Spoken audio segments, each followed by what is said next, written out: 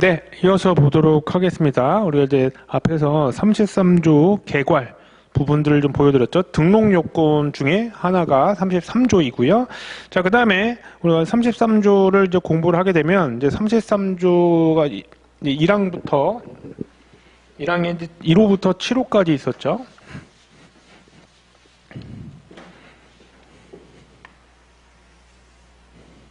자, 이런 애들은 자타식별력이 없는 애들이다. 이렇게 됩니다. 1호부터 7호. 그래서 이제 계속 공부하려고 하는 게 이제 1호부터 7호까지 이제 어떤 식으로 되어 있느냐. 이런 식으로 보면 되는데, 우리가 이제 1호부터 7호까지 여기에 해당하면 식별력이 없는 애들이에요. 그러면 이거를 1호부터 7호가 이제 비슷비슷한 것, 막 요건 비슷한 것들도 나오고 그러기 때문에 이거를 이제 연결을 좀 시켜야 되는데 좀 통일화해서 제가 이제 상표법 기본서 같은 경우에 기본서에도 이렇게 목차 같은 것들 통일화해서 틀을 잡기 편하게 해드리게 됩니다.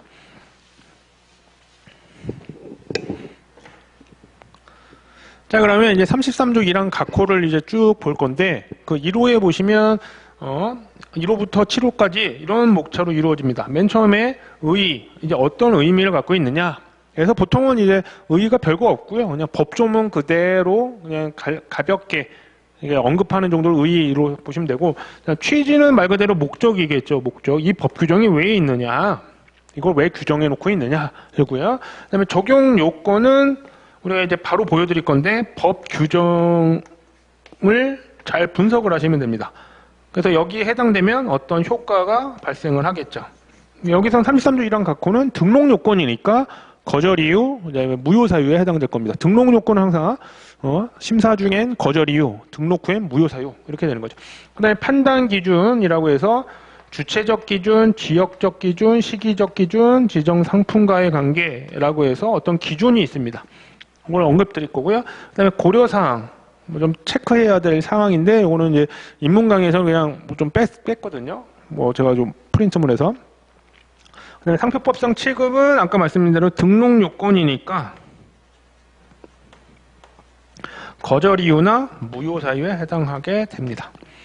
그다음에 그 외에 이 상표법 33조 1항 각호가 다른 규정과 연결되어 있거나 또 기타 여러 가지 논점이 될 수 있는 부분 이런 것들을 이제 기본서에 보시면 이런 식으로 순서대로 연결을 쭉 하게 됩니다.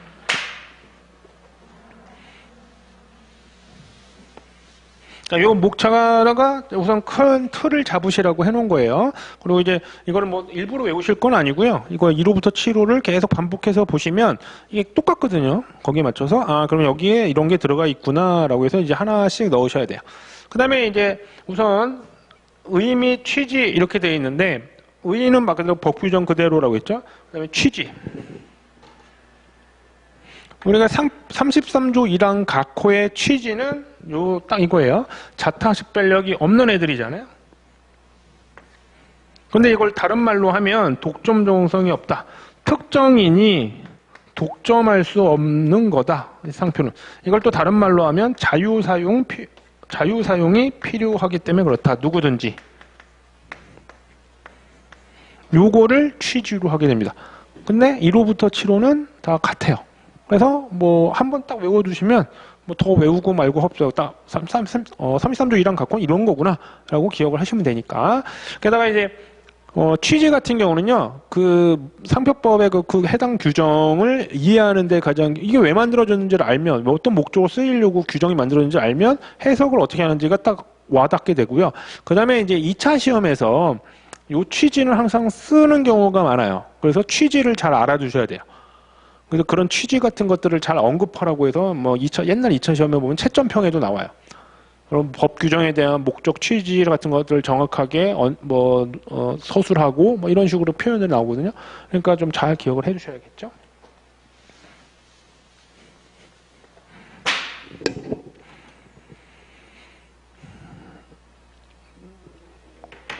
자, 그 다음에 우리가 적용 요건 그러면 우리가 33조 1항 각호를 만약에 이걸 본다 그러면 자, 법조문을 해당되는 거를 분설한다고 하면 돼요. 딱 잘 나누면.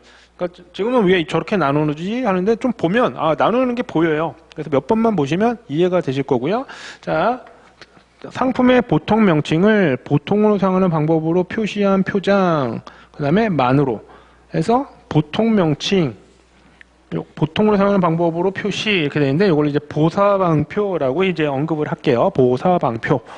그 다음에 만으로 된 표장이다. 여기서 1호에 해당되려면 이 세 가지를 만족해야겠죠. 적용 요건 세 가지가 나오겠네요. 그 다음에 이제 그냥 적용 요건만 암기하거나 정리되는 게 아니라 그러면 보통 명칭이라는 게 도대체 뭐냐? 상표법상. 그 다음에 보통으로 사용하는 방법으로 표시했다는 게 도대체 무슨 의미냐?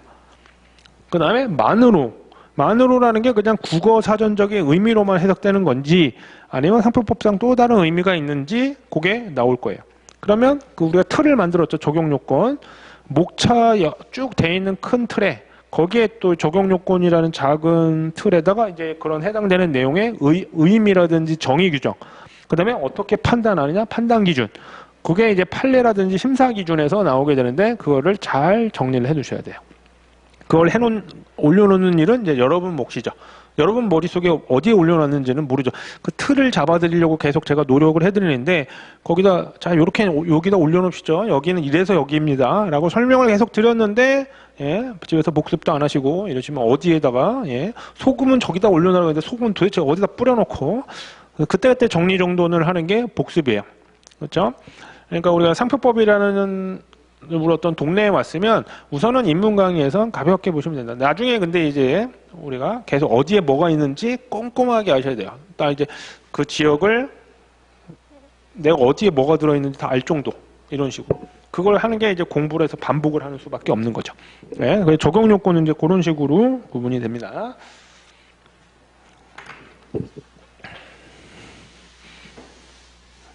적용 요건 같은 거는 33조 1항 각호의 요건들은 이제 그런 식으로 정리를 하게 되고요.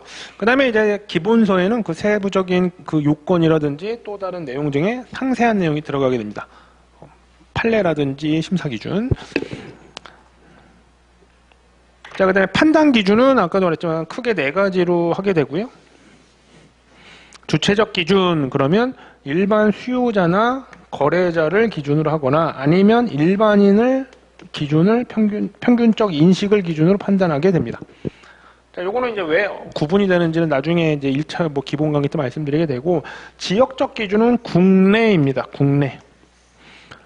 해외인 경우도 있긴 하는데 그거는 예외가 몇 개밖에 없고요. 그냥 특별한 거 없으면 다 국내 거래 실정을 고려합니다. 왜냐하면 상표법이든 뭐 특허법이든 지식재산권법 대부분은 다 속지주의, 그 지역에만 효력이 미치게 되거든요. 그래서 국내이고요. 해외를 하는 경우는 예외가 몇 개 있고 국내 그 지역에만 미치는 걸 속지주의라고 표현하는데 다 속지주의예요. 그러니까 우리가 만약 해외에도 뭔가 상표법상 권리를 행사하고 싶다 그러면 그 나라의 상표 등록을 받아야지만 그 나라의 권리를 행사할 수 있어요. 그래서 나중에 해외 특허, 뭐 그다음에 해외 상표 이런 것들도 공부를 하셔야 되는 거죠. 실무에서는. 근데 시험 볼 때는 예, 거기까지는 하실 필요 없고요. 그냥 해외 상표를 하기 위한 절차 요 정도만 아시면 됩니다. 그다음에 우리가 등록 요건에 해당하는지 안 하는지를 판단하는 게 있는데 그걸 판단 시점, 근데 시기적 기준이라고 하는데 그거는 바로 뒤에 설명드릴 거고요. 그다음에 지정 상품과 관계를 고려해서 판단하는지 아니면 지정 상품에 상관없이 하는지. 자, 이건 억지로 외울 필요는 없고요. 요건을 그때그때 설명을 듣다 보면 지정 상품과의 관계가 당연히 있겠구나, 없겠구나. 이게 딱 쉽게 구분이 됩니다. 그러니까 억지로 외우실 필요가 없어요. 그 중에 이거 다 거의 다 똑같고 요거 어쩌다 좀 차이가 나고 시기적 기준도 이것도 바로 말씀드리겠지만 33조 1항 각호는 다 똑같아요. 그래서 크게 문제가 없습니다. 자, 그럼 시기적 기준을 보도록 할게요.